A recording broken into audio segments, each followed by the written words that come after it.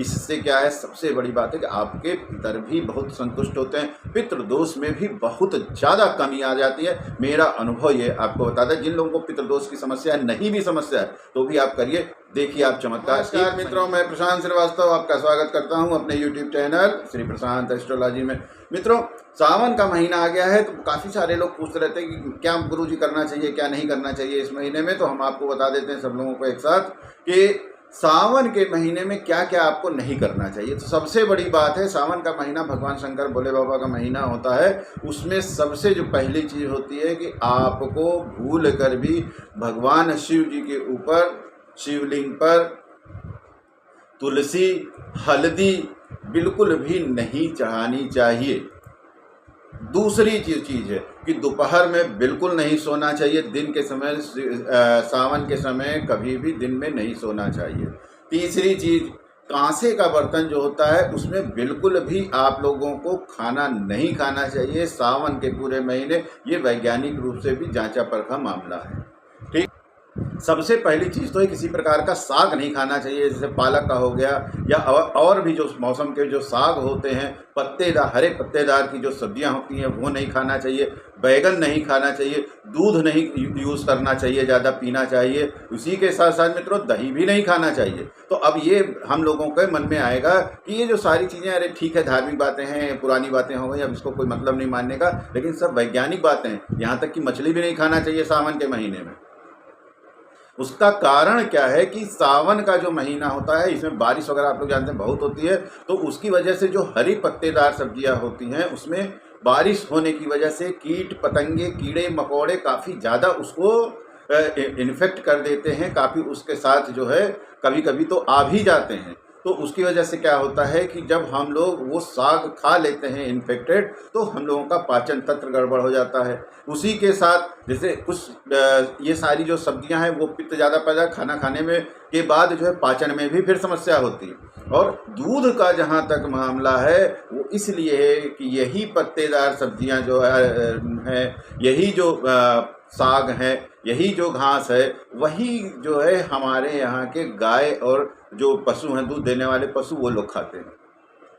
तो जब वो लोग इसको खाते हैं तो फिर उनको भी अंदर जो है उसके साथ बहुत से कीड़े मकोड़े चले जाते हैं, बहुत से कीट पतंगे इस तरह के भी चले जाते हैं उनके पेट में। तो वहाँ पे बैक्टीरिया का जो होता है बहुत ज़्यादा बढ़ावा मिल जाता है। तो इसीलिए कभी कभी क्या होता है, ये दूध जो होता है इन्फेक्टेड हो जाता है। दही क्या होता है कि इसमें बराबर बारिश हो रही है, कभी उमस हो रही, कभी गर्मी हो रही, तो उससे क्या होता है कि मौसम का एक रूपता नहीं होती है। कभी पानी बरस गया, ठंडक हो गई, तो फिर उस दही खाने की वजह से हम लोगों को श्वास संबंधी प्रॉब्लम या किसी भी तरीके की ठंड लग सकती है। इस तरह का भी कोई दिक्कत हो सकता है। तो अब बात आती है मछली की। मछली क्यों नहीं खानी चाहिए? तो मछली का क्या होता है कि ये प्रजनन काल होता है वैज्ञानिक तौर पे भी, तो इसलिए मछली खाने के लिए मना किया गया। और बैगन, लहसुन, इसको इसलिए मना किया गया है खाने के लिए क्योंकि ये जो मौसम होता है, जैसे हमने बताया कि मौसम का कोई ठिकाना नहीं होता है। इनडाइजेशन, अपच का पूरा ये महीना होता है। इस वजह से वो खाना आपका डाइजेस्ट नहीं हो पाता। और उसमें बैगन जो होता है वो सबसे देर में डाइजेस्ट होता है। लहसुन जो होता है बहुत टाइम लगता है डाइजेस्ट होने में। इसलिए इन चीज़ों को खाने के लिए मना किया गया। तीसरी जो चीज़ आती है, सावन के महीने में क्या क्या करना चाहिए आपको। तो सावन के महीने में आपके दरवाजे पे कोई भी किसी भी प्रकार का जानवर आ जाए, गाय आ जाए, कोई सांड आ जाए, किसी भी प्रकार का कोई अतिथि आपके घर में आ जाए, कोई भिक्षु आ जाए, कोई आप जिसको फकीर कहते हैं, कोई भी आपके यहाँ मांगने वाला आ जाए, आपके दरवाजे पे जो कोई भी अतिथि के रूप में आ जाए या भिक्षु के रूप में आ जाए, उसको आप संतुष्ट करके, खिला के, पिला के अवश्य विदा करिए। हम लोगों का ऐसा माना जाता है सनातन धर्म में, सावन का महीना जो होता है, भगवान शिव जो हैं, भोले बाबा जो हैं, इस महीने खूब घूमते फिरते रहते हैं और हमारा आपके कभी कभी हम लोगों के आपसे भी मिलने आ जाते हैं।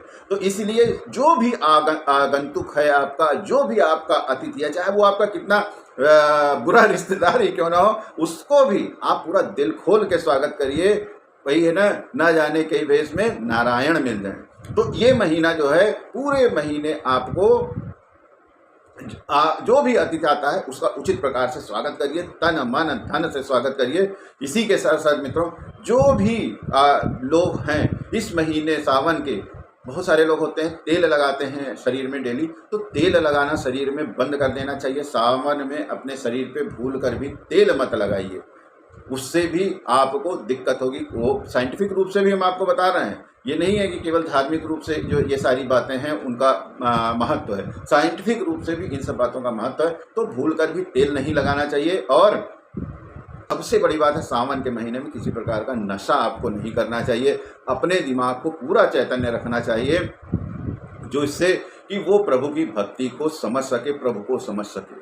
तो भूल कर भी नशा बिल्कुल ना करें इस सावन के महीने में। 1 महीना नशे को त्याग दें। और यहाँ पे एक और हम आपको छोटी सी चीज़ बता देंगे कि सावन के महीने में जितना हो सके आप काली तिल का दान करिए। आप सावन के महीने में जितना भी हो सके भगवान शिव को शिवलिंग पे जल अवश्य चढ़ाए। इससे क्या है, सबसे बड़ी बात है कि आपके पितर भी बहुत संतुष्ट होते हैं, पितृ दोष में भी बहुत ज़्यादा कमी आ जाती है। मेरा अनुभव ये आपको बताता है। जिन लोगों को पितृदोष की समस्या है, नहीं भी समस्या है, तो भी आप करिए, देखिए आप चमत्कार। 1 महीने अगर आप कर लेंगे तो आपका जीवन बदल जाएगा। मित्रों, इस वीडियो में फिलहाल के लिए इतना ही। पुनः किसी नए वीडियो में आपसे मुलाकात होगी, तब तक के लिए आज्ञा दीजिए। नमस्कार।